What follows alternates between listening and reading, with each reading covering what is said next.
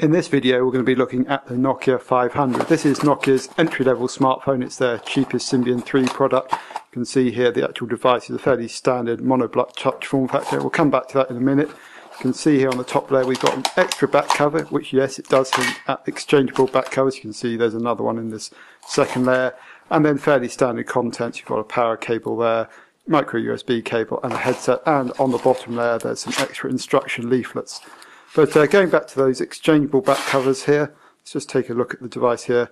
If we press on the back here, you can take off the back cover, simply slide it off and away. You can see there's a BL4U battery there. That's 1100 mAh. It's quite low capacity for a smartphone, but actually you should be able to get the 500 through a day without too many problems. There's a micro SD card and a SIM card slot underneath that battery. And there you go, you can see we've just exchanged the back cover.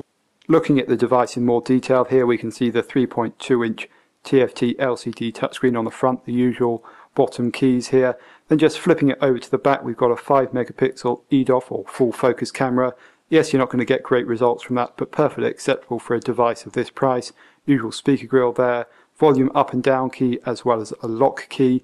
Then on the top we've got the standard power port, the micro USB port and a 3.5mm audio jack. In terms of the internals on this device, we're talking a 1 GHz processor, 256 megabytes of RAM, 2 gigabytes of internal memory, so fairly standard there. Important caveat though is there's no 3D graphics acceleration. That limits video capture to VGA and playback as well, and some 3D games may not work so well on this device. But compared to other Symbian devices, it has pretty much everything else. So we've got the GPS, Wi-Fi, pentaband 3G, the full range of sensors, proximity, accelerometer, compass and so on. And so this makes it an incredibly good value device. Pricing wise, this comes in at €150 before taxes and subsidies. That's going to be about £140 pay as you go in the UK, certainly free on pretty much any contract you might care to mention.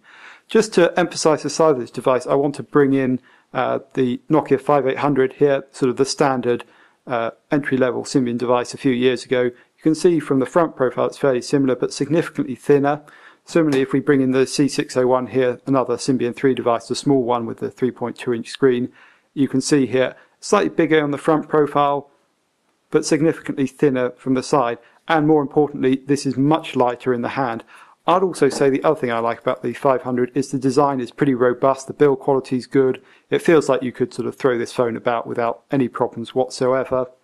And it just fits nicely into the hand. It's kind of a slightly more modern design than the 5230, the 5800 and its ilk.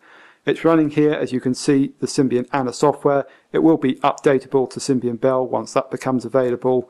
And you can see here the 1 GHz processor means things run nice and quickly. Just scrolling, you can see, let's go into the web browser application here. We've got the mobile site for all about Symbian loaded. You can see scrolling there is pretty smooth. That kind of reflects the fact that it's got updated internals compared to some of the older devices. So there we go, there's a quick look at the Nokia 500. I do think this is very competitively priced. If you're looking to get the cheapest possible Symbian smartphone, this is certainly one to consider. Or if you're looking to introduce someone to the Symbian world, this is also a viable option. It's going to face a lot of competition from Android devices and cheap as well, but this does offer Nokia Bell in due course, and it does offer a lot of hardware inside.